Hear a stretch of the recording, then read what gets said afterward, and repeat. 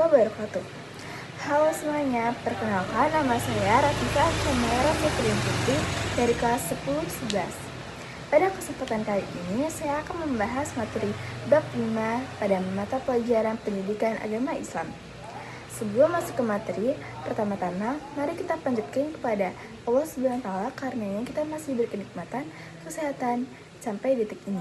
Tak lupa, sholawat serta salam kita panjatkan pada junjungan Nabi besar kita, Nabi Muhammad SAW, kepada para keluarganya, sahabatnya, dan para pengikutnya. Langsung saja masuk ke materi. Materi yang akan dibahas pada kali ini yaitu melalui peran utama dalam penyebaran agama Islam di Indonesia.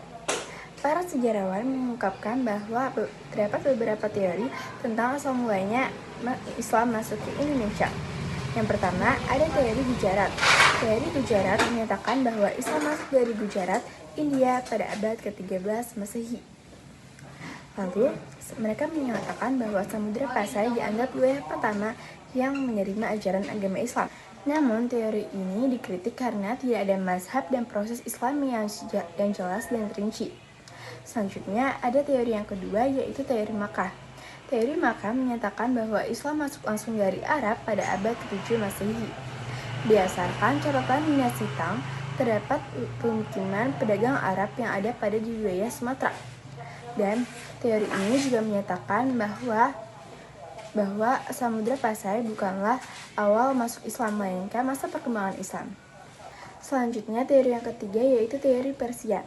Teori Persia menyatakan bahwa Islam masuk dari Persia dan bermazhab Syiah.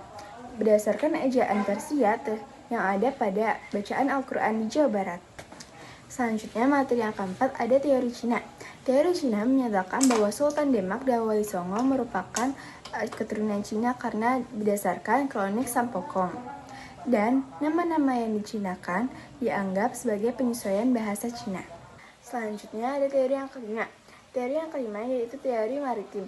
Teori maritim menyatakan bahwa Islam dibawa masuk oleh pedagang muslim pada abad ke-7 Masehi melalui jalur laut dan menuju ke pedalaman yang dibantu oleh saudagar pribumi.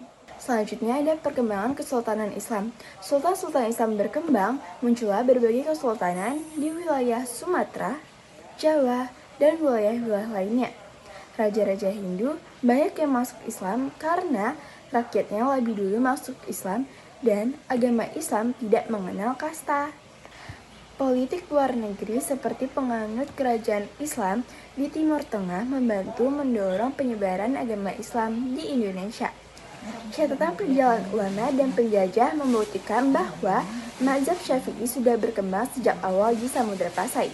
Selanjutnya ada tokoh penyebar agama Islam di Indonesia. Yang pertama ada Sultan Malik Al-Saleh.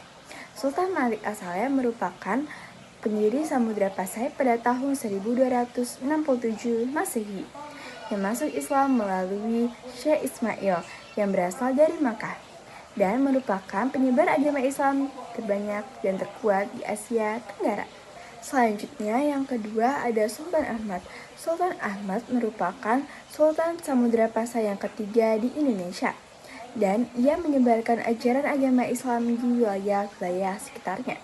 Selanjutnya yang ketiga ada Sultan Alauddin Riayat Shah.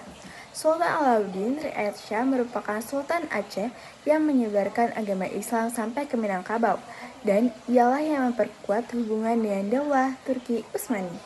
Selanjutnya yang keempat ada Wali Songo.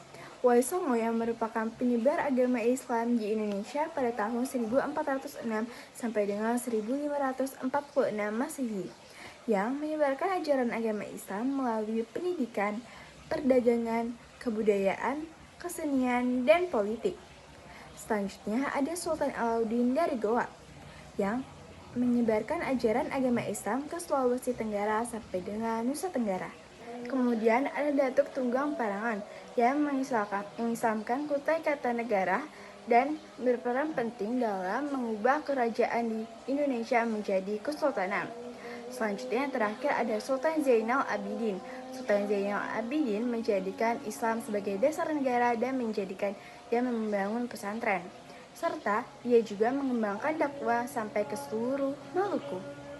Selanjutnya yang terakhir yaitu keteladanan ulama penyebar ajaran agama Islam di Indonesia yang dapat diteladani diantaranya yaitu hidup sederhana, gigih berjuang, menguasai ilmu agama, sabar, kemudian menghargai perbedaan, serta berdakwah secara damai.